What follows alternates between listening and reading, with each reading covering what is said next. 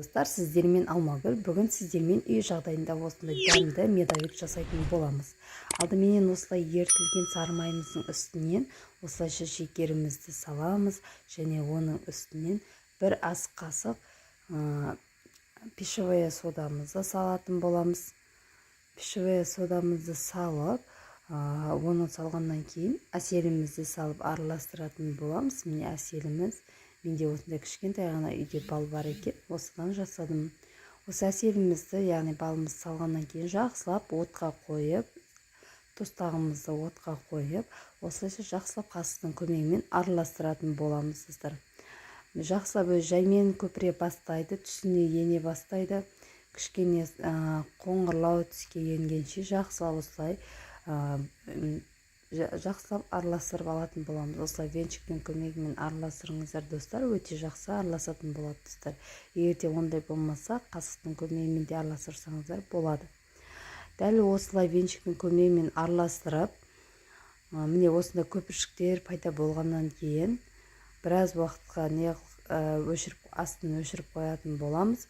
Оған дейін, достар, міне жақсылап тағы да венчиктің көмегімен бір-екі араластырып кішкене суытып, енді осылай ұнымыздың үстінен бір ас қасық, бір чайник қасық разликите салып, оны да ұнмен жақсылап араластырып алатын боламыз. Енді осында 2 дана жұмыртқамызды жаңағы массамыздың үстіне салып тез араластырамыз. Себебі жұмыртқамыз пісіп кетпес үшін жақсылап араластырып аласыздар, достар.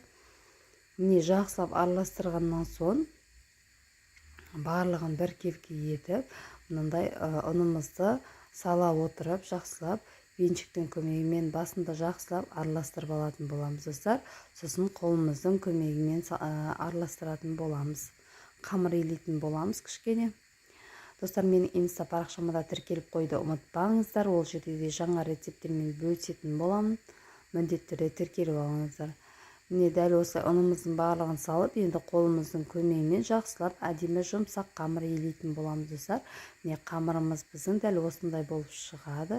Енді осы қамырымызды пакетикке орап, тоңазытқышқа, яғни морозильнигіне 20 минутқа қойып қоятын боламыз.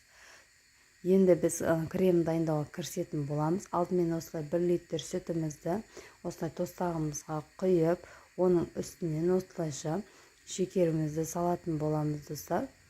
Барлық рецепттердің ингредиенттерінің барлығын, грамм массасының барлығын осы видеоның төменгі жағында описание бөліміне қалдыратын боламын. Дәл осы шекерімізді салып болғаннан соң ұнымызды салатын боламыз. Ұнымызды да осылай қасықтың көмегімен өлшеп салатын боламыз. Жақсылап ұнымыздың іртігін жайып, жақсылап бірінші сүтімізбен араластырып алатын боламыз. Себебі іртік болып қалмау керек ұнымыз. Осылайша венчиктің көмегімен жақсылап араластырып аласыздар, достар. Міне жақсылап араластырып, енді отқа қойып, отты қатты жоғарылатпай, орташалау отқа қойып, жақсылап дайындап, креміміз дайындап аламыз. Менің кремім дайын, суытуға қойып қойдым, достар. Көргендеріңіздей, енді мен тоңазытқыштағы 20 минуттан соң, 30 минуттан соң қамырымды алып, барлығын осылай 130 граммнан бөліп алдым, достар. Барлығын осылай бөлгеннен соң 9 кор шықты. Осылай пергаментке барлығын осылайша жайып, формамыздың көмегімен кесіп аламыз. 24 дециметр болды менің формам, достар. Дәл осылай бөліп, жанында қалдықтарында осылай қойып қоясыздар. Себебі бетіне үгітіп сәндегенге керемет болады, достар. Міне, достар, барлық қорждарында осылайша пісіріп алып жатырмын. 200 градуста небәрі 5 минутта, 3 минутта ғана піседі. Міне, достар, менің крем суып дайын болды. Өте дәмді заварной крем болды, достар. Міндетті түрде жасап көріңіздер. Міне, енді қорждарының барлығын осылайша пергаменттің үстіне қойып, және оның үстінен осылай формамды қойып, барлық тортымды жинап алатын боламын, достар. Қабат-қабат болып, әдемі болып, осындай медовик тортымыз керемет болып дайындалады, достар. Барлығын міне осылайша қаймағымызды жағып, бірінің үстінен біріне қойып, міне достар, дәл осындай жинап алдым.